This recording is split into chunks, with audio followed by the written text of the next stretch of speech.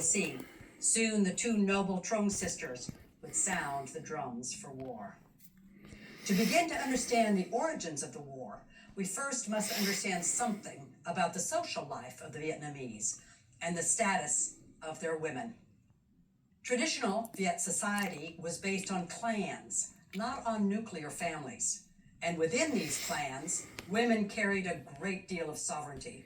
In fact, some anthropologists consider the Dong Son culture to be matriarchal, with a child's mother being much more important than ties of paternity. Young women were free to choose lovers at spring festivals, and if a girl became pregnant during these events, the young man was to go to her clan, marry her, and be accepted as a son-in-law. If she did not get pregnant, she was free to choose another young man.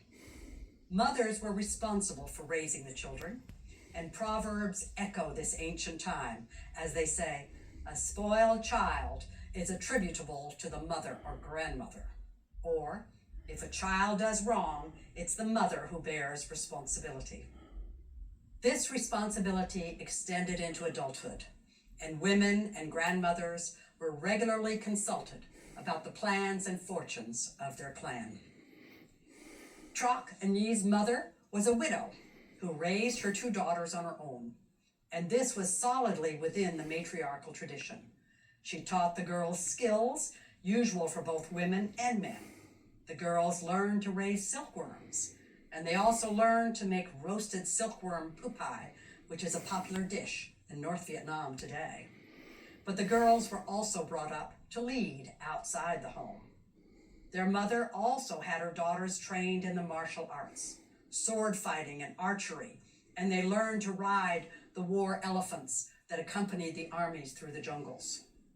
According to legend, Trung Troc, the elder daughter, was very heroic, courageous, and good at bold stratagem. Trung Troc.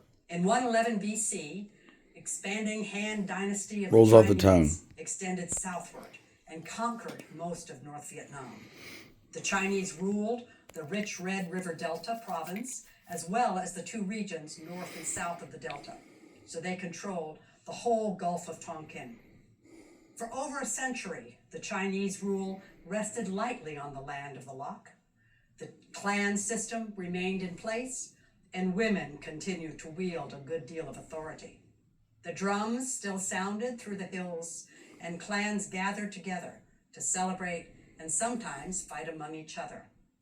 The Chinese influence was felt most strongly in the prosperity that grew as trade from the Han Empire extended all the way to the west, connecting to the Roman Empire across the famous Silk Road. The Chinese presence showed in garrisons placed in the provinces, but they were only a token force. However, in 25 CE, events far to the north in the Han Empire created changes that would affect the provinces far to the south in Vietnam.